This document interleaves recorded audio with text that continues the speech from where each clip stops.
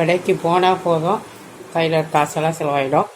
வந்து டீயை போட்டு அப்போவும் பார்த்தீங்கன்னா எனக்கு சுத்தமாக சிக்கன் பிடிக்கவே இல்லை, என்னென்னு தெரியல கொஞ்ச நாளாக.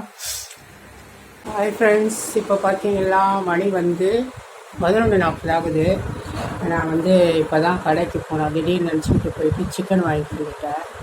வாங்கிட்டு வந்து அது கூடவே பார்த்தீங்கன்னா என்னென்ன காய்கறியெல்லாம் வாங்கிட்டு வந்துருக்கேன் அப்படின்ட்டு பார்க்குறேன். கடைக்கு போனால் போதும், கையில் காசெல்லாம் செலவாயிடும்.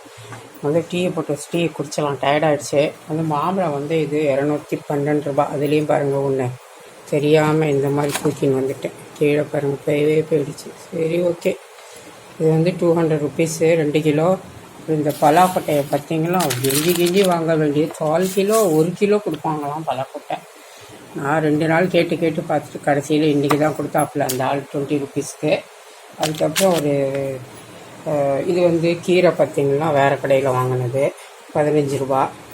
அப்புறம் இந்த மாங்காய் பார்த்திங்கன்னா இந்த கடையில் வாங்கிட்டு வந்து அநியாயத்துக்கு இது 18 ரூபா போட்டுருக்கோம் ஒரு மாங்காய். அதுக்கு அடுத்து வந்து முருங்கைக்காய் வந்து ஒரு 10 ரூபா. அப்புறம் இது வாழைக்காய் வந்து 3 10 ரூபா. இது கொஞ்சம் மேலே அப்படி கருப்போடி இருக்குல்ல, அந்த மாதிரி இதை கொடுத்துருவாங்க. இது கேரட் வந்து 9 ரூபா. அப்புறம் இது வந்து ஒரு 3 ரூபா. இது ஒரு 1 ரூபா. கீரை 15 ரூபா. கொத்தமல்லி பார்த்தீங்கன்னா 19 ரூபா போட்டிருந்தாங்க. ஒரு கடையில் 15 தெரியாமல் அங்கே விட்டு இங்கே வந்தேன். இது 10 ரூபா. ரொம்ப கெட்ட பழக்கம் ஒன்று ஏற்படுத்தியிருக்கேன் பார்த்தீங்களா, அது என்னென்னா வெத்தலை. இது ஒரு 15 ரூபா. அதுக்கு ஜோடி வேணுமல்ல, அதுக்கு இந்த பாக்கு. அவ்வளோ டீயை குடிச்சிடலாம், இப்போ வேலையை ஆரம்பிச்சிடலாம். ஃப்ரெண்ட்ஸ், இப்போ பாருங்கள் மணி வந்து 11:50. எப்போவுமே 12 மணிக்கிட்ட தான் வர்றது நம்மளுக்கு. இதுதான் நேரம் சரியா. நான் போய் வரவே 3/4 hour ஆகிடுச்சு பாருங்கள். இப்போ வந்து சிக்கனை வாங்கிட்டு வந்திருக்கேன்ல, என்னமோ திடீர்னு வாங்கிட்டு வந்தேன். எனக்கு சிக்கன் பிடிக்கல தான். சரி, பசங்களுக்காக என்ன செய்து சப்பாத்தி பண்ணணும், சைட் டிஷ் என்ன பண்ணுறது, என்ன முட்டையை தான் வைக்கணுமா அப்படின்னு சரி சிக்கன் வாங்கிட்டு வந்துட்டேன். 1 கிலோ சிக்கனு 280 ருபீஸு. வாஷ் பண்ணி எல்லாத்தையும் எடுத்துக்கலாம். இங்கே வந்து சாதம் இருக்குது. ஒரு கெட்ட பழக்கம் ஒன்று ஆரம்பித்தேன்னு சொன்னேன் பார்த்தீங்களா, அது இதுதான். தெரியுதா, இதே தான். கொஞ்சம் நடுவில் விட்டுலாம் எல்லாம் முடிவு பண்ணியிருந்தேன். திருப்பியும் பார்த்தீங்கன்னா நான்வெஜ் வாங்கினோன்னே இது சாப்பிட்டே தீரணும்னு ஒரு வெறியாக இருக்குது. என்னன்னு தெரியல. அதனால் இந்த பாக்கு தண்ணியில் போட்டிருக்கேன். இதை வந்து உப்பு போட்டு கழுவி வச்சுருக்கேன். வெத்தலை கறி வந்து பிரித்து வச்சுட்டேன். அதான் சொல்லியிருக்கேன் இல்லையா, என் பசங்க பார்த்தீங்கன்னா இந்த மாதிரி பிரெஸ்ட் பீஸை தவிர எதுவுமே சாப்பிட மாட்டாங்க. இந்த மாதிரி கேக் பீஸ் மாதிரி இருக்கணும், அது மட்டும் தான் திம்பாங்க அவங்க. அதனால் அது மட்டும்தான் வாங்கிட்டு வரேன் கடையில். நான் கொஞ்சம் சைடு இது போடுவாங்க இந்த மாதிரி, அதெல்லாம் நான் சாப்பிட்ருப்பேன். அதனால் இதை வந்து இன்றைக்கி தொக்கு மாதிரி பண்ணிவிட போகிறோம். சிக்கன் தொக்கு வறுக்க போகிறேன். கொஞ்சம் சிக்கனை எடுத்து ஃப்ரிட்ஜில் வச்சிடலாம். நாளைக்கு நாளைக்கு எதாவது செய்துக்கலாம். சப்பாத்தி தான் போடணும், மாவு பிசையணும். கொஞ்சம் ஒரு மேரினேட் பண்ணிக்கலாம். இதில் வந்து பார்த்திங்கன்னா ஒரு 2 கரண்டி தயிர் விட்டுக்கிறேன். அதில் நல்லா சாஃப்டாக கறி வேகும், அதுக்காக தான். அப்புறம் இதுலேயே வந்து இன்றைக்கி கொஞ்சம் வித்தியாசமாக பண்ணுறேன். மஞ்சள் தூள், மிளகாய் தூள் வந்து 1 ஸ்பூனு, தனியா பவுடர் 1 ஸ்பூனு,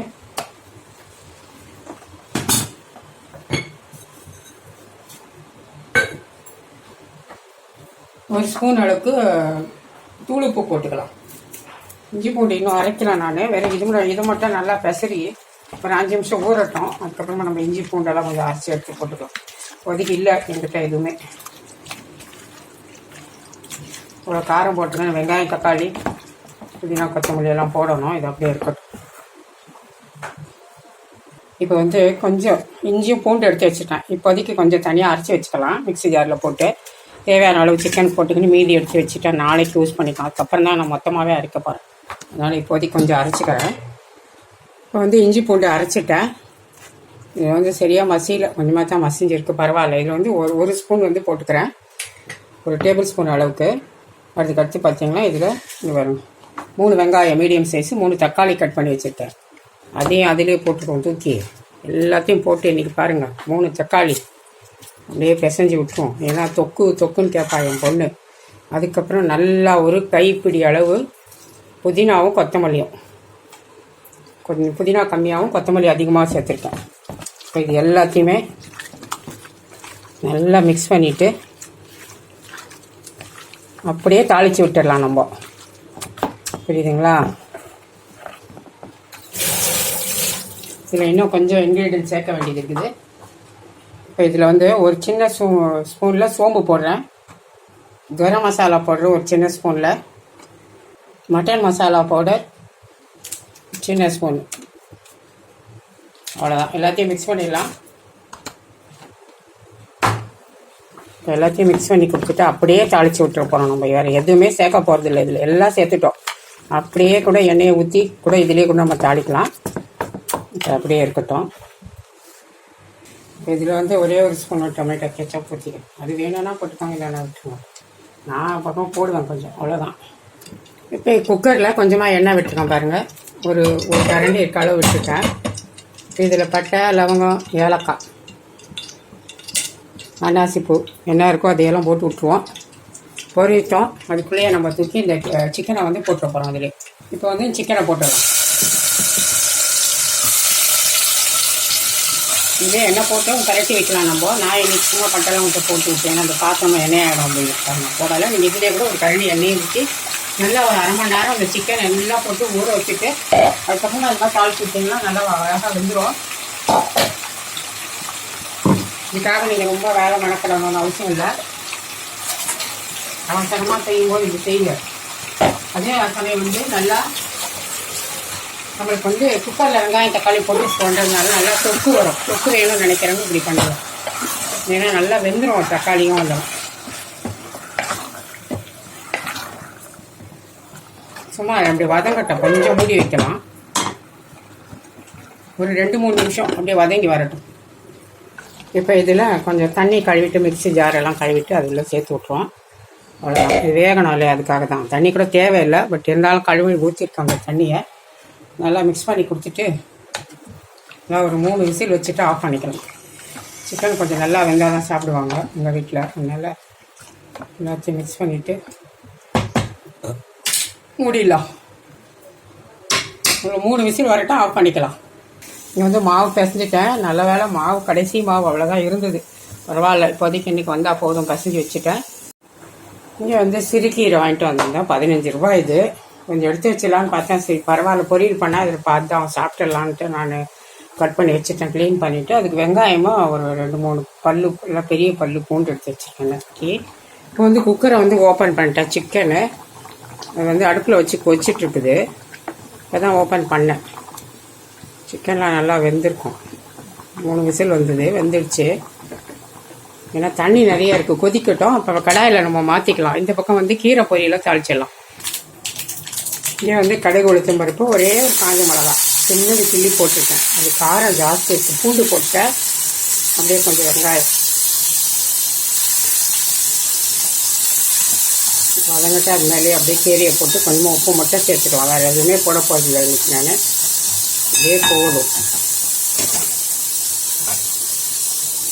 கீரையை போட்டுக்கலாம்.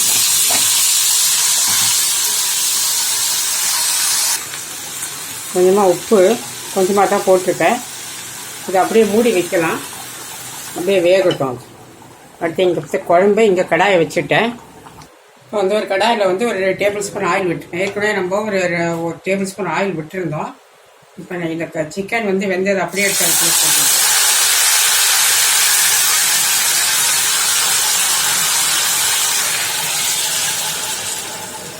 பார்த்து போடுங்க. பிகினர்ஸு ஃபஸ்ட்டு கொஞ்சம் எடுத்து போட்டுட்டு சிம்மரில் போட்டு மெதுவாக போடுங்க.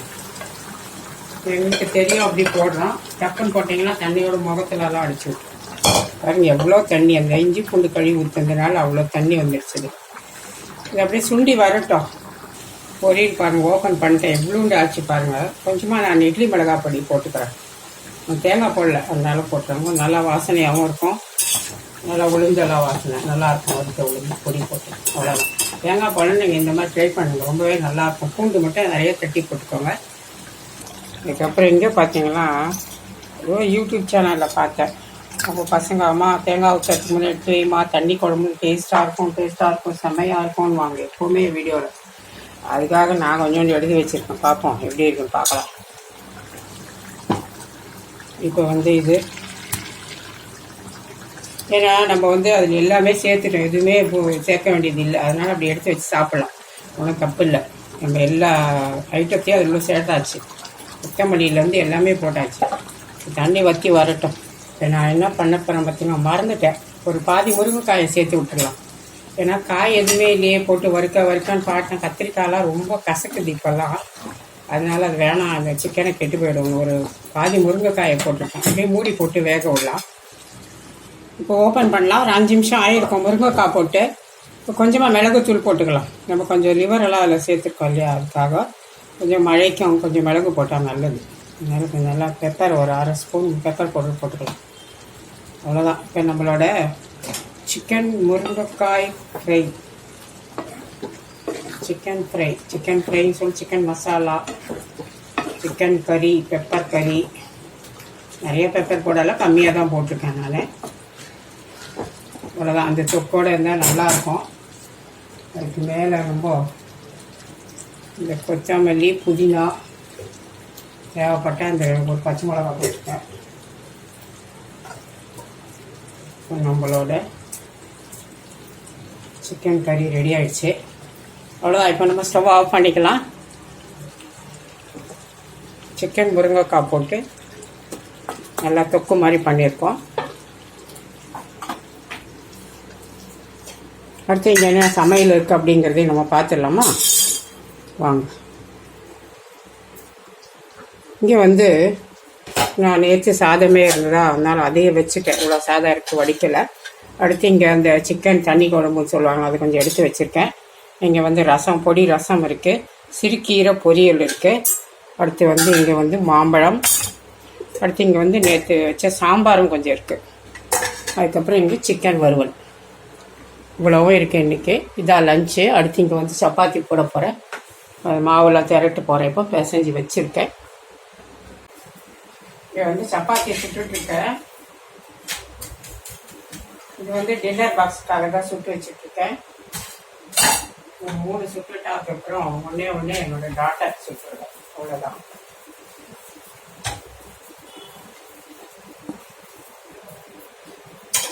எவ்வளோ சூப்பராக புஷ்ஷுன்னு எழுதி வருது பார்த்தீங்களா சப்பாத்தி. நார்மலாக தான் பிசையும். நம்ம சுடுறதுலேயும் நம்ம திரட்டுறதுலேயும் தான் அந்த சப்பாத்தி வந்து அந்த மாதிரி புஷ்ஷுன்னு எழுதி வர்றது, பூரி மாதிரி வருது பாருங்க. இந்த மாதிரி வந்தால் தான் நல்லா சாஃப்டாக இருக்கும் உங்களுக்கு சப்பாத்தி.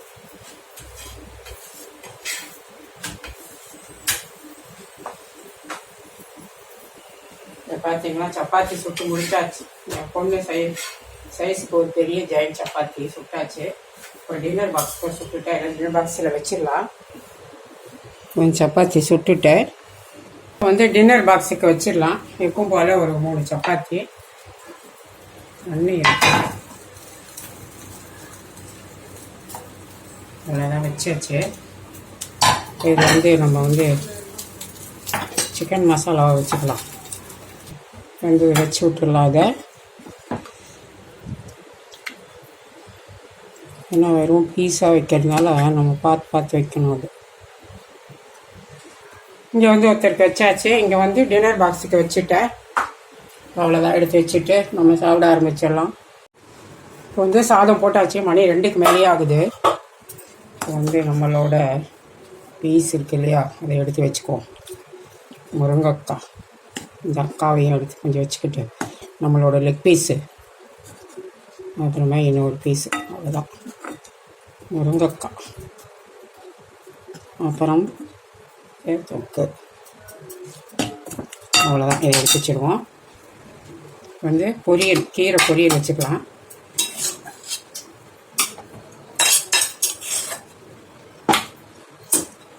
அடுத்து இங்கே ரசம். அப்புறம் இங்கே வந்துட்டு மாம்பழம். வந்து சாப்பாடு போட்டு வந்தாச்சு. இப்போ நம்ம வந்து முதல்ல கீரை பொரியல் எடுத்து சாப்பிட்லாம்.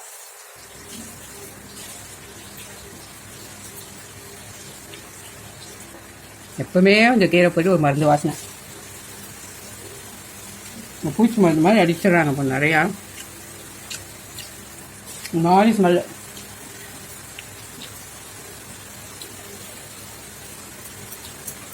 இப்போ சாதத்தில்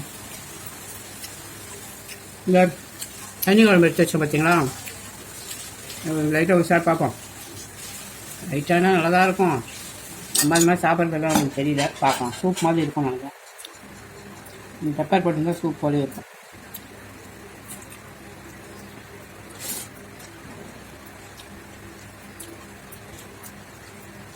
நல்லா தான் இருக்குது. அப்படியே ஊற்றி கொஞ்சம் சாப்பிடலாம். பெப்பர் போட்டிருந்தா இன்னுமே நல்லாயிருக்கும்.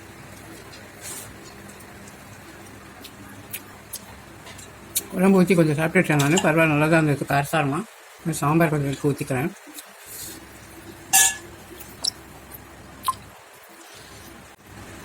இப்போ வந்து லெக் பீஸு அப்படியே கொஞ்சம் புட்டு வச்சு சாப்பிடுவோம். சாம்பார் சத்து நல்லா தான் இருந்தது. பட் சாம்பார் சில்லுன்னு இல்லை, சாதமும் சில்லுன்னு இல்லை. சிக்கன் நல்லா வெந்திருக்கு. தெரியுதா பாருங்க.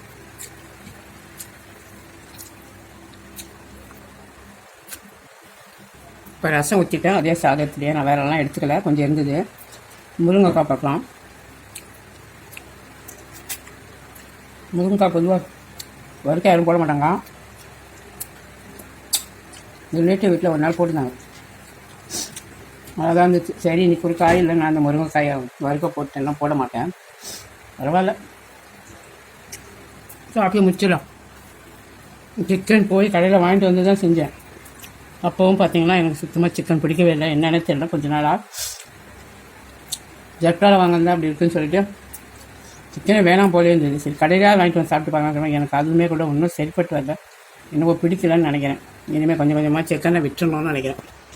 எப்படியோ ஒரு வழியாக சாப்பிட்டு முடிச்சாச்சு. நான் நினைக்கிறேன், ஏதாவது ஒரு பொருள் நம்மளுக்கு ரொம்ப சின்ன வயசுலேருந்து பிடிச்சி சாப்பிட்ற ஒரு பொருள் வந்து வயசாக நம்மளுக்கு வந்து கடைசியில் பிடிக்காமல் போயிடுமோன்னு எனக்கு ஒரு சந்தேகம். இந்த மாதிரி ஒரு சில இன்சிடெண்ட் வந்து எங்கள் அம்மா கூட சொல்லியிருக்காங்க, பிடிக்கல அப்படி சிக்கன்லாம் பிடிக்கவே இல்லை. அந்த மாதிரி ஒரு டைமுக்கு ஒன்று வந்து பிடிக்காமல் ஒரு மாதிரி கொமட்டலாக இருக்க மாதிரி, அது வேண்டவே வேண்டாம் அப்படின்னு இருப்பேன். ஆனால் அந்த மாம்பழத்தை மட்டும் நான் விடவே மாட்டேன் தான். எனக்கு அவ்வளோ ஃபேவரட் மாம்பழம். இதை வேண்டாம்னு சொல்லிட்டா கூட பரவாயில்ல, போய் சுகராது ஏறாமல் இருக்கும். பட் அதை விட முடியல. அது கண்டிப்பாக சீசன் முடியிற வரைக்கும் நான் தின்னே தீர்த்து தான் மறுவேலை பார்ப்பேன்.